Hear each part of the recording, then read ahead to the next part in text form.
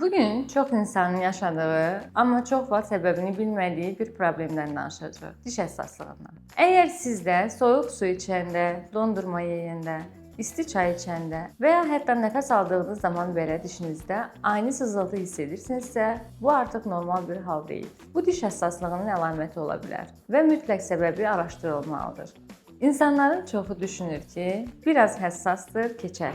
Amma əslində həssaslıq bəzən dişdə və ya diş ətində başlayan problemin ilk xəbərdarlığı olur. Bəs diş həssaslığı niyə yaranır? Ən çox rast gəlinən səbəblərdən biri diş minasının aşınmasıdır. Dişin ən üst qatını mina qoruyur. Müxtəlif səbəblərdən bu qat nazillikdə və ya zədələndikdə altda yerləşən həssas toxuma açıq qalır. Nəticədə isti, soyuq, şirin və turş qidalar dişdə kəskin sızıltıya səbəb olur. İkinci səbəb diş ətinin çəkilməsidir. Diş əti çəkildikdə dişin kök hissəsi açıqda qalır. Kök səthi mina ilə örtülü olmadığı üçün temperatur dəyişikliklərinə qarşı daha həssas olur. Üçüncü səbəb dişlərin sıxılması və ya qıcırdadılmasıdır. Bir çox insan bunu yuxuda etdiyini bilmir. Uzun müddət davam etdikdə dişlər aşınır, xırda çatlar əmələ gəlir və nəticədə həssaslıq yaranır. Digər səbəb isə diş çürüyüdür. Bəzən çürük hələ görünəcək qədər böyük olmur, amma artıq həssaslıq verməyə başlayır. Xüsusilə müəyyən bir dişdə ağrı hiss edirsinizsə, bunu gecikdirməmək lazımdır. Çatlamış və ya sınmış dişlərdə də həssaslıq yarana bilər.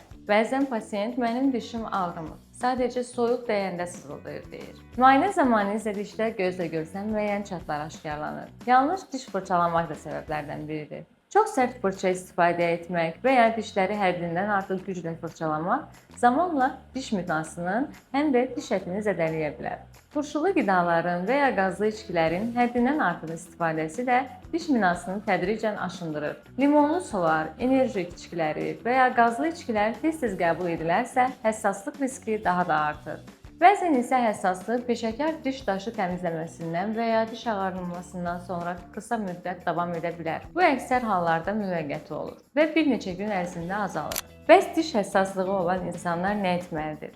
İlk növbədə bu problemi adi qəbul etməyin. Həssaslığın səbəbi tapılmadan sadəcə həssas dişlər üçün mərcun istifadə etmək problemi həll etmir. Dişlərinizi yumşaq tüklü fırça ilə təmizləyin və fırçalayarkən çox təzyiq göstərməyin. Turşulu qidaları qəbul etdikdən dərhal sonra dişlərinizi fırçalamayın. Təxminən 30 dəqiqə gözləmək daha doğru seçimdir. Əgər gecələr dişlərinizi sıxdığınızdan şübhələnirsinizsə, bunu həkiminizlə mütləq müzakirə edin. Çünki bu problem təkcə həssaslığa deyil, dişlərin aşınmasına və çatlamasına da səbəb ola bilər.